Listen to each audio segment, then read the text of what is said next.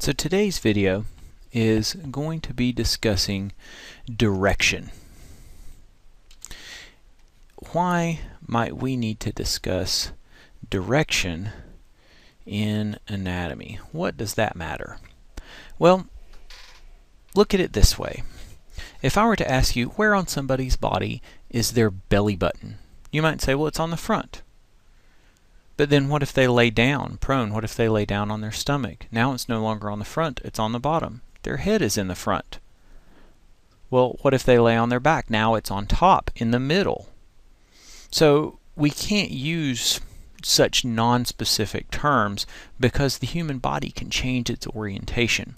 So one of the first things we need to do as anatomists is have a standard vocabulary for direction, for explaining where two things might be located relative to one another on the human body. So what I'm going to do is we're going to pop up a human silhouette here, and so this is a man standing from the front, or I guess it could be a woman, it's rather androgynous, and then here we have somebody in profile. So there's the head. We could say the head is on top, unless this is an automobile accident victim who's hanging suspended from a seatbelt. Now the head's not on top, it's on bottom. So what we need here is a word that means toward the head. Okay, so it doesn't mean topward or upward, it just means toward the head. So if we're talking about moving in this direction in anatomy, we say that we are going superior. So the head is superior to the chest. Chest is superior to the belly button. Well, what about the belly button relative to the chest? How do we say downward, away from the head, kind of toward the feetish? Then we would say we are moving inferior. And I hope it's evident already how, pardon the pun, superior this vocabulary is, because it allows us to say things absolutely in reference to the body itself and not the body's orientation in space. So we can move toward the head, or we can move away from the head toward the feet. Now, one of the first directional terms you ever learn, and one that continues to confuse people well into adulthood, is the concept of right and left.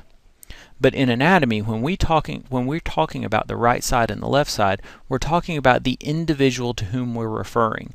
Their right side, their left side. So this is this person's right hand, so this is the right side, this would be the left side. So if you're asked to identify the left lobe of the liver, that's going to be the lobe that is on the left side of that person's liver, not the side that is to your left as you're looking at them. So again, we're absolutely referring to the person, the body itself, and that's important.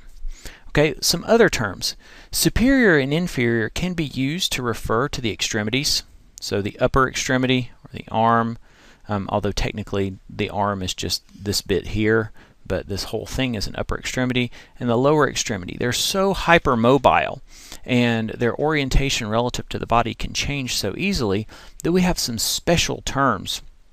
So if we are moving toward the end of the extremity, away from the body core, away from the attachment of the extremity to the body, that movement is distal. So distal means away from the extremity's attachment to the body. So if we're moving in the opposite direction toward the attachment to the body, that movement is proximal.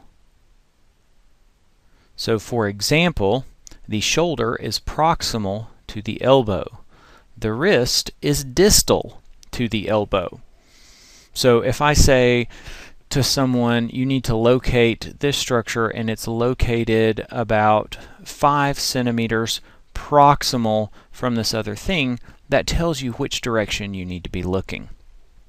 So we can orient ourselves toward the head, away from the head, toward the body core, away from the body core. But what about front and back? Again, front and back could change depending on whether you're standing up, laying down, etc. But in this position, the side over here toward the belly, so if we're looking at this side of the person, the side where their belly button is and their face is, this is the anterior surface of this person. So that is anterior. That should be an R. Whereas if we're looking at the other side, so the opposite of anterior, that would be this surface here, that is posterior. So anterior is the side of the belly button, the knees, and you'll notice that in this one the arms are turned so that the inside of the wrist is facing out with the thumbs outward from the center line. This is called anatomical position.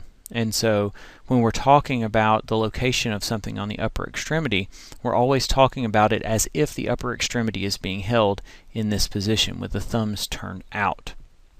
So now we have superior, inferior, proximal, distal, anterior, and posterior. Now we need to talk about moving toward or away from the center of the body. So we can draw an imaginary line down the middle of this individual. It's a little bit crooked because I'm freehanding it, but you get the idea. Okay? So if we're moving toward the middle of the individual, toward this midline, that movement is considered medial.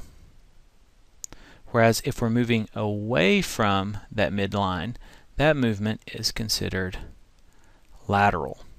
So for example, if we were looking at someone's face, the eyes are lateral to the nose.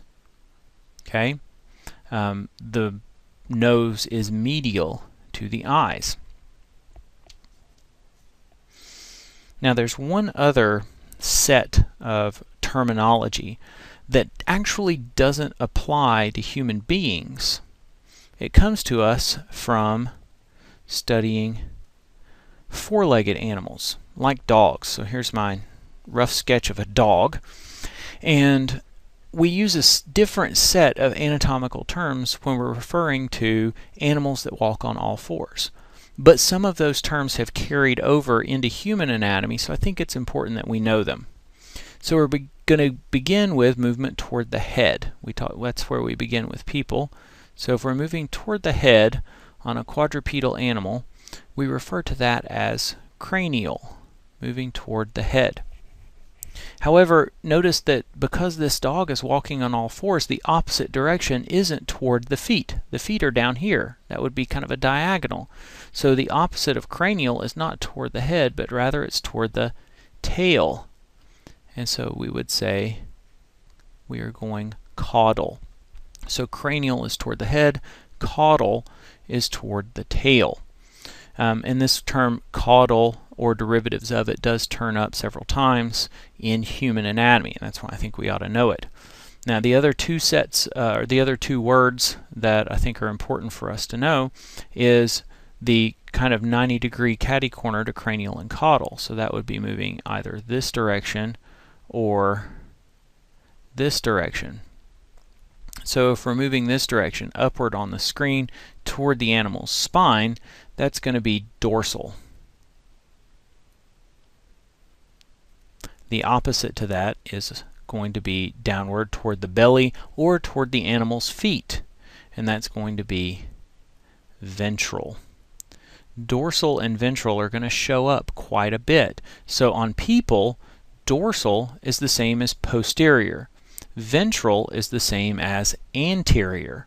So those can be used interchangeably on a person, but you can see how they are derived from these four-legged animals. And so these aren't the preferred terms for use in talking about direction anatomically, but there are some anatomical structures that use the words dorsal and ventral. So I think it's important we know them. Alright, so I hope that helps. Go out and practice on yourself. Look at any two parts of you and see if you can decide where they are relative to one another using our fancy nerd anatomical speak. Until next time.